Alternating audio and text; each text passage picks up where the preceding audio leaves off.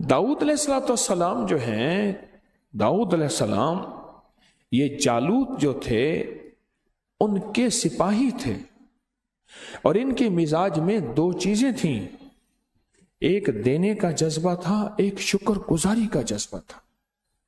कुरान ने हजरत दाऊद के साथ शुक्र को जोड़ा है। कौन सी आयत है? काला दाऊद शुक्र, अल्लाह ने दाऊद को शुक्र से जोड़ा है, और शुक्र नेमत मिलने पे होता है।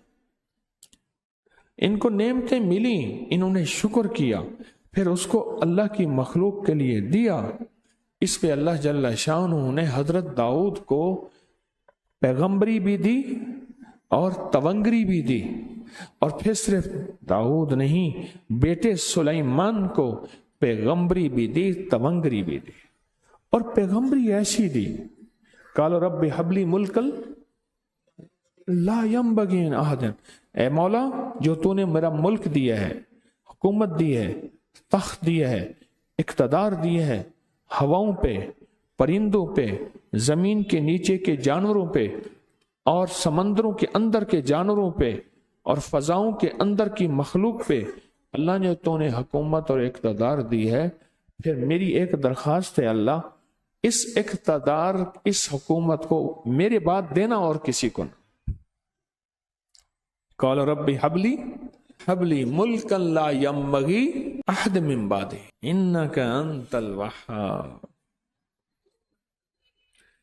मैं गया अपने कॉलेज में अपने बच्चों को दिखाने के लिए, बेटा मैं इस कॉलेज में पढ़ता था, इस कॉलेज में, तो वहां हमारे दौर में लेक्चर होते थे। अब वो प्रिंसिपल थे, बड़े खुश हुए और लोगों को कहा कि ये हमारे कॉलेज में पढ़ते थे, ये नाम रोशन हुआ, ये हुआ। वो उन्होंने मुझे कहने लगे कि मुझे इस सीट से हटाने के लिए बहुत से लोग कोशिश कर रहे हैं, तो आप लोगों को वज़ाइफ बताते हैं, मुझे बताएं। मैंने ये आयत बता दी, रब्बी हबली मुल्कन ला यंबगी अहदिन मिन बादी लगफिक फिरली हबली मुल्कन ला यम, ये मैंने आयत बता दी।